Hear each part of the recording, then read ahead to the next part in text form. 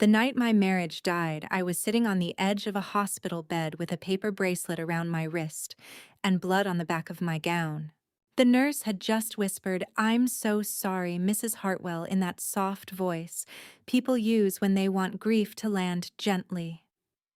There is no gentle way for grief to land. It breaks whatever is underneath it. It was my third miscarriage in 8 years. My husband Marcus was not there. He had texted me 40 minutes earlier and said an emergency had come up at the logistics company he co-owned.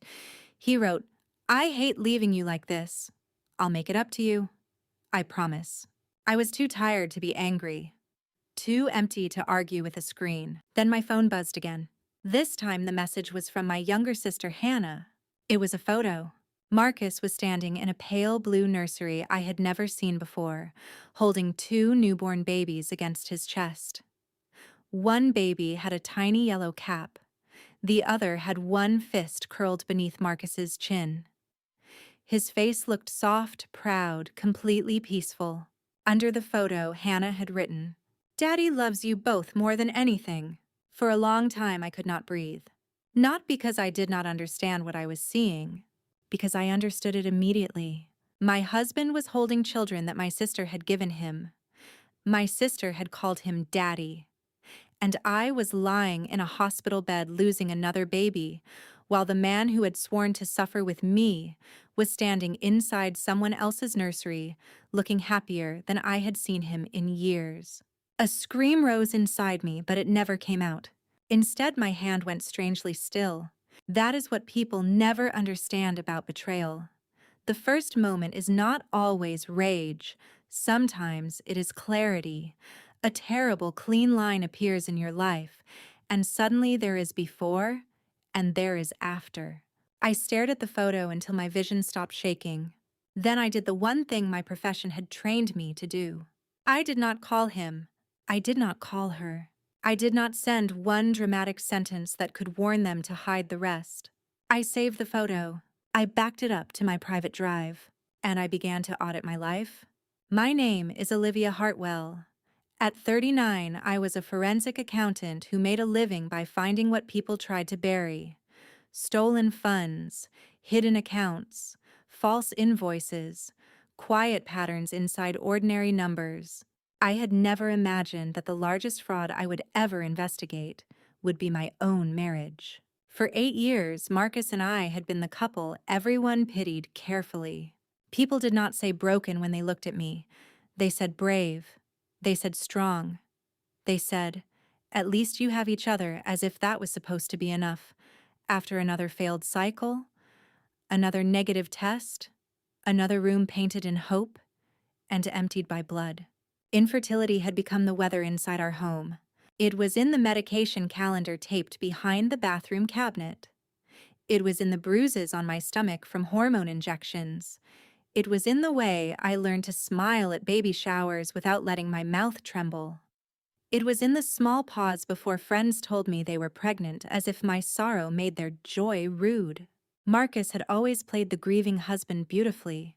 He rubbed my back during the injections. He held my hand during procedures. He whispered, "We'll try again," with his cheek pressed to my hair. His mother, Vivian Vale, was less kind. She never said outright that my body was the problem. She was too polished for that. She carried cruelty like expensive perfume light, elegant, impossible to confront without looking dramatic. "Some women are simply not meant for the strain of motherhood," she told me once over tea while Marcus was in the next room. Another time after my second miscarriage, she patted my knee and said, "The body tells the truth, dear. We should listen when it refuses something." I listened. God help me, I listened for years. I swallowed the shame until it became part of my posture. I apologized to Marcus after every failure as if I had personally broken a promise. I let doctors increase dosages. I let them count follicles. I let them use words like unexplained and poor response and maybe next time. And all the while, Marcus came home smelling faintly of hotel soap on the nights he told me he had been trapped at work. After Hannah's accidental message, the hospital released me with instructions printed on pale pink paper. Rest. Hydrate. Call if pain increases. Follow up in 2 weeks. No one prints instructions for what to do when your sister accidentally announces that your husband has another family. Marcus came home at 1:17 a.m. I know the exact time because I wrote it down.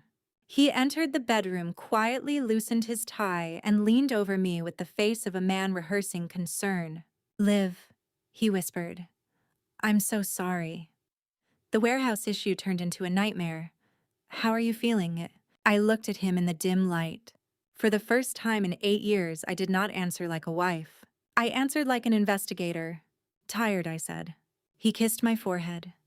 "Try to sleep." His phone was in his jacket pocket. He hung the jacket on the chair instead of putting it in the closet, which meant he was planning to leave again early. Old habits became evidence once I stopped calling them quirks. When he fell asleep, I went downstairs. The house was quiet. Our house. The one we bought after our wedding when we still argued about paint colors and crib placement. The room at the end of the hall was still technically a guest room, but for years I had thought of it as the someday room. Someday a crib. Someday shelves with picture books. Someday a nightlight shaped like the moon. I opened my laptop at the kitchen table and created a folder titled V9 Taxes. Then I began. Credit card records were first. Marcus had always been careless with digital trails because he trusted my love more than he trusted my intelligence. There were 4 hotel charges over 2 months. Same boutique hotel in Cedar Ridge, 40 minutes outside the city. Always Thursday or Friday. Always the same amount. Always during weeks when I had procedures, blood work, or recovery appointments. Then the company calendar. Delayed dispatch meeting, vendor dinner, overnight inventory audit. Then his location history synced from an old family tablet he had forgotten still shared our accounts. Cedar Ridge Hotel, Cedar Ridge Hotel, Cedar Ridge Hotel. The first time I saw the dots on the map, I pressed my fingertips so hard against the table that the skin went white. I did not cry. Crying would come later when the body understood what the brain already knew. The shared cloud was worse. People think affairs are hidden in secret phones and deleted messages. Often, they are hidden in arrogance. Hannah had uploaded photos to a family album years ago and never changed the permissions. Company holiday party 3 years earlier, Marcus standing too close behind her, his hand at the small of her back. Summer retreat. Hannah wearing his sunglasses on a dock, while he laughed at her off camera. Airport lounge, 1 coffee cup in front of him, 1 in front of her, captioned with a joke about surviving business trips. Hannah did not work for his company. She owned a small interior design studio and claimed she was networking. The earliest photo I found was dated 3 years and 4 months before the nursery picture. That meant the affair had not begun in some weak moment after grief. It had grown beside my grief, fed on it, used it as camouflage. At 4:26 a.m., I found the photo Hannah had sent me by mistake, already deleted from our shared thread. But my private copy remained. I sat at the table until the sky lightened. When Marcus came downstairs, I had coffee waiting. He looked relieved. Men like Marcus fear tears because tears require comfort. Calmness lets them believe they are safe. "You should stay home today," he said. After everything. After everything I repeated. He did not hear the difference. Over the next 6 weeks, I built the file. I built it while smiling at Marcus across a dinner. I built it while answering Hannah's texts about our mother's birthday. I built it while Vivian called to remind me that grief could become self-indulgent if I did not return to normal soon. Every lie went into the folder. Hotel records, toll charges, photos, calendar entries, receipts from a baby boutique where Marcus had bought 2 identical silver rattles 3 months before the twins were born. A payment to a private birthing suite under Hannah's name made from Marcus's personal card. And then by accident, I found the second fraud. The one that nearly destroyed me. It happened because I requested my complete fertility records. Not the patient portal summaries. Not the polite after-visit notes. Everything. lab scans, referrals, insurance correspondence, embryology reports, physician comments, consent forms, partner testing. When the records arrived, there was a gap. I know gaps. In finance, the missing page matters more than the stack you are handed. A clean report with one hole is not clean. It is curated. 8 years earlier, during our first fertility workup, there should have been a semen analysis for Marcus. Every couple undergoing treatment receives one. It is basic, necessary, unremarkable. But in the file, there was only a note. Partner testing discussed. Follow-up pending. Pending. For 8 years, my body had been treated like the sole crime scene because one test was pending. I called the clinic and asked for the missing partner report. The receptionist became careful. That information may require separate authorization. I am not asking for his private records, I said. I am asking for documentation connected to my treatment plan. We'll have Dr. Warner's office call you. Dr. Elise Warner had been our reproductive endocrinologist for 6 of those years. She had watched me sob into paper gowns. She had held my chart while telling me my response was disappointing. She had allowed me to believe my body was failing. 2 days later, her office sent me a partial release. Still no semen analysis, but there was one note they forgot to redact. Call from VV regarding spouse results. Patient's mother extremely distressed. Requested discretion before disclosure to couple. Dr. Warner advised. VV. Vivian Vale. Marcus's mother. I read the line so many times the letters blurred. Then I did something I had not done in years. I drove to Vivian's house without calling. She lived in a stone colonial with white hydrangeas and a front door painted glossy black. Everything about Vivian was controlled. Her garden, her clothes, her voice. Even her apologies sounded scheduled. She opened the door wearing pearls. Olivia, she said, surprised, you should have called. I need to ask you about a medical report from 8 years ago. Her face changed for less than a second, but I saw it. Forensic accountants live inside that second. I don't know what you mean, she said. Yes, you do. She stepped aside because women like Vivian prefer ugly conversations indoors. In her sitting room, I placed a printed copy of the clinic note on the table between us. Her eyes went to the initials, then away. Where did you get that? From my medical file. It was a difficult time, she said. A laugh came out of me, small, sharp, not amused. No, difficulty is injections.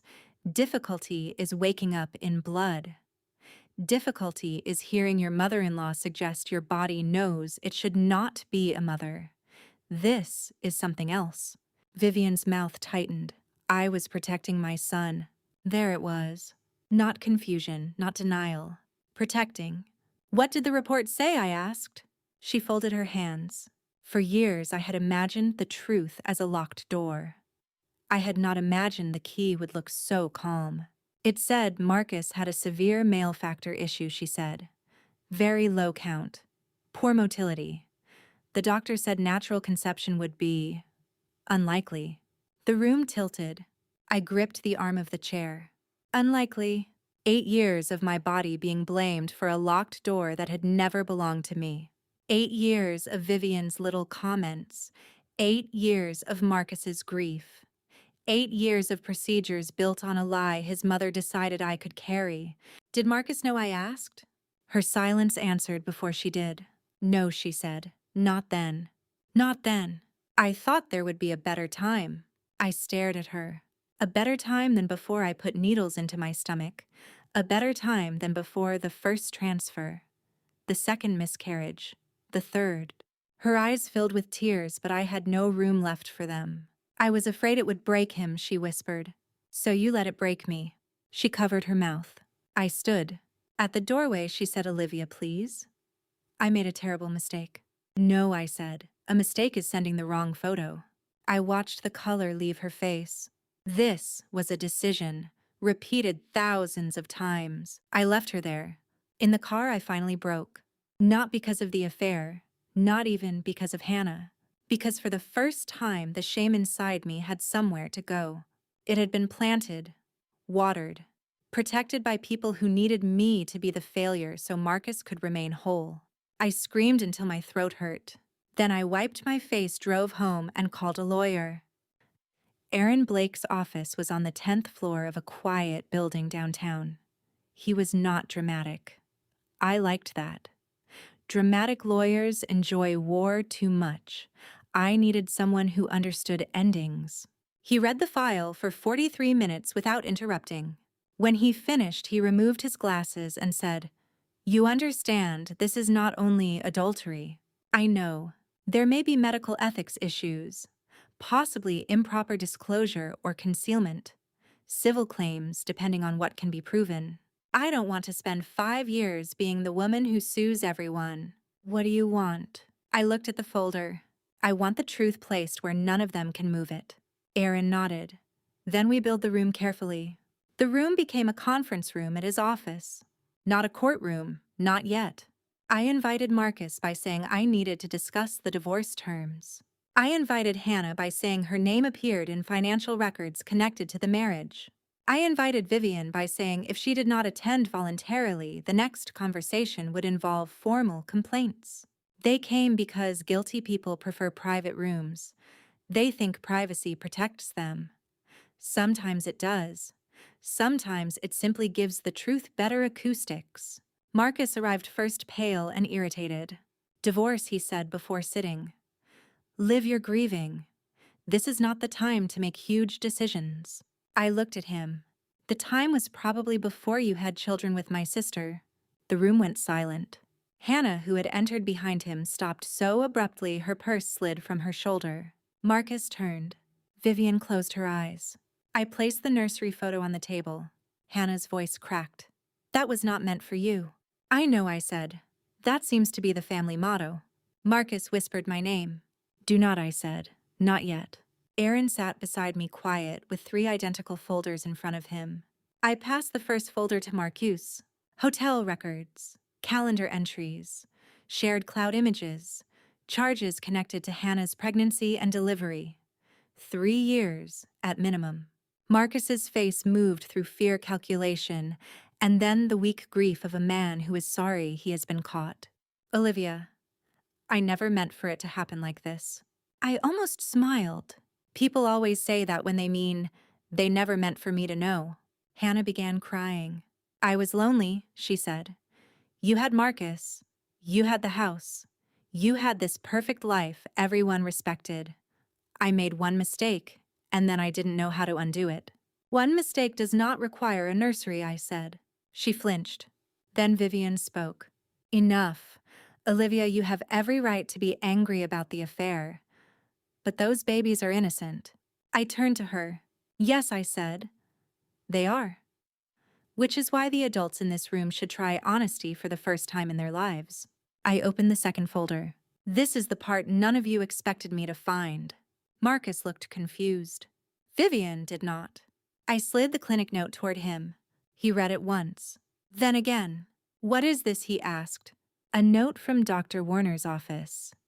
8 years ago, your mother called about your fertility results." My what? His voice was so genuinely lost that for 1 second the old wife in me hurt for him. Vivian reached for his arm. "Marcus." He pulled away. "What results?" I placed the lab summary on the table. Aaron had obtained it through a formal records demand, after Marcus, trying to look cooperative, had signed a broad release without reading the attachments carefully. Severe male factor infertility, extremely low sperm concentration, progressive motility severely reduced, natural conception unlikely without intervention. Marcus read the words and seemed to shrink inside his suit. "No," he said. Vivian began to cry. "I was trying to protect you." From what he snapped, from my own body, from despair. His laugh was horrible. "So you gave it to Olivia." There it was. The first true sentence Marcus had spoken in years. I looked down because I did not want him to mistake my silence for forgiveness. Hannah wiped her face. "What does that mean?" No one answered. Then she understood. Her eyes moved from Marcus to Vivian to the documents. "No," Hannah said. No, the twins are Marcus's. Marcus turned toward her slowly. How? The word was quiet, but it struck harder than a shout. Hannah stood. Don't do this. How he repeated. You're twisting this, she said to me. You're trying to ruin everything. I felt something inside me go cold and clean. Hannah, I did not create his lab results. I did not create your affair. I did not create the fact that you sent me a photo of my husband holding your babies while I was in the hospital losing mine. She covered her ears like a child. Marcus stared at her. For 3 years, their relationship had survived because it was built on one cruel fantasy that I was the obstacle, the sad, infertile wife, the woman who could not give him children. Hannah had been the escape the warm room, the proof that Marcus was still a man who could make life. One document burned that fantasy to the ground. I don't know, Hannah whispered. Marcus closed his eyes. You don't know? She sobbed. It was complicated. Complicated. That word should be banned from rooms where the truth is finally standing up. Vivian reached for the table as if she might fall. Aaron spoke for the first time. Paternity is a separate matter. Mrs. Hartwell is not involved in that issue beyond the financial records already documented. Mrs. Hartwell. For years, that name had sounded like belonging. In that room, it sounded like distance. Blessed distance. Marcus looked at me then. Whatever anger he had brought into the room was gone. In its place was something smaller and uglier recognition. Liv, he said. I didn't know. I believe you. Hope flashed in his face. I let it live for one breath. But you knew you were leaving me alone in clinics while you went to hotels with my sister. You knew you let your mother speak to me like my body was a defective product. You knew you came home from another woman's bed and kissed my forehead while I apologized for failing you. His eyes filled. I was ashamed, he said. So was I said. The difference is, mine was assigned to me. No one spoke. Then I pushed the third folder across the table. These are the divorce terms. They are fair. I am not asking for revenge disguised as money. I am keeping the house. I am keeping my retirement. You will repay the marital funds used for Hannah's pregnancy, hotels, and related expenses. After that, we are finished. Marcus looked stunned. That's all. No, I said. That is the legal end. The rest is yours to live with. Hannah stood so fast her chair hit the wall. You're destroying my children's family. I looked at my sister. For the first time, I saw not the little girl who used to sleep in my bed during thunderstorms, not the maid of honor who held my bouquet, not the woman who had smiled through every failed pregnancy announcement. I saw someone who had looked at my pain and found a hiding place for her pleasure. No, I said. I'm leaving the room where you built it. She walked out. Marcus did not follow. That was when I knew their story was already collapsing. Divorce in movies is fire. In real life, it is paperwork. Sign here, initial there. Divide accounts. Confirm assets. Return keys. Forward mail. Change beneficiaries. Remove emergency contacts. The marriage that consumed 8 years of my body ended in black ink on white paper. Marcus did not fight the terms.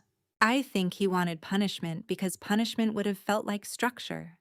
Instead, he received consequences. They are quieter and harder to perform for. Within 2 months, he sold his share of the logistics company and moved to Oregon. Before he left, he sent one letter.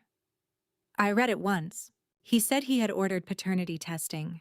He said the twins were not his. He said he understood now that the worst thing he had done was not falling in love with Hannah as if that was what it had been.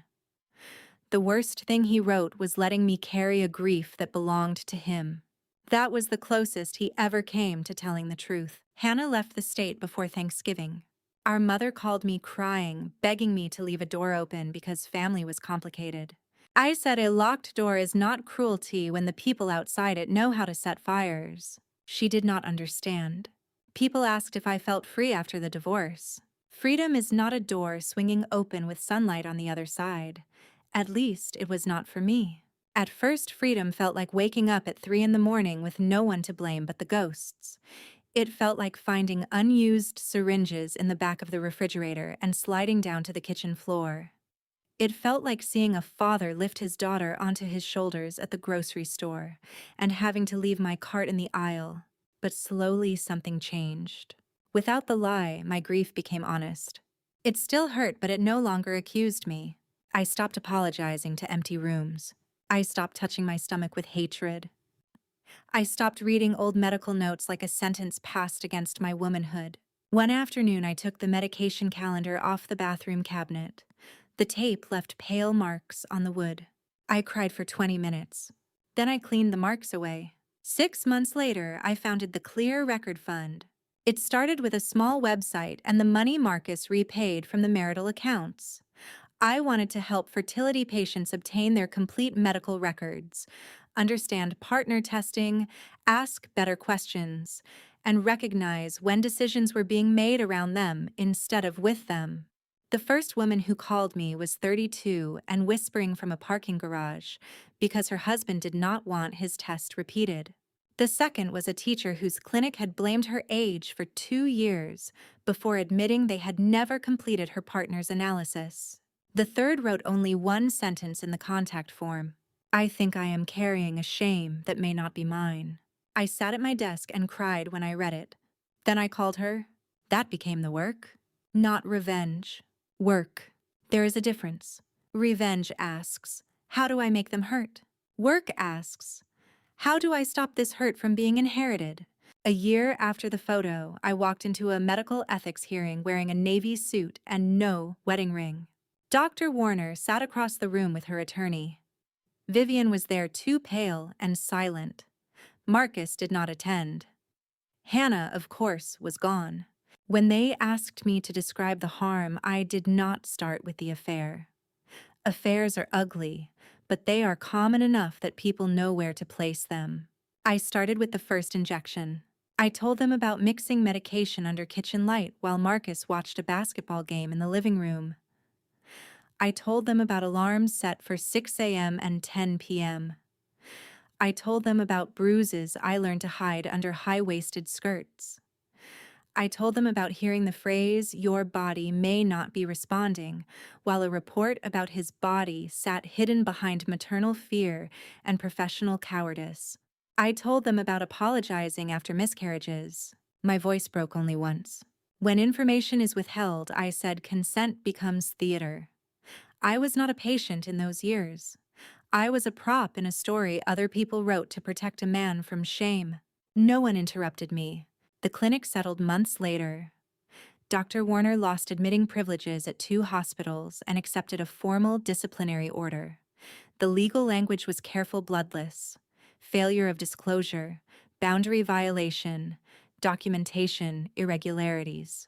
Words like that are designed to make harm sound tidy. But harm is not tidy. Harm is a woman folding baby clothes she never got to use. Harm is a husband holding someone else's children while his wife bleeds alone. Harm is a mother deciding her son's pride matters more than another woman's truth.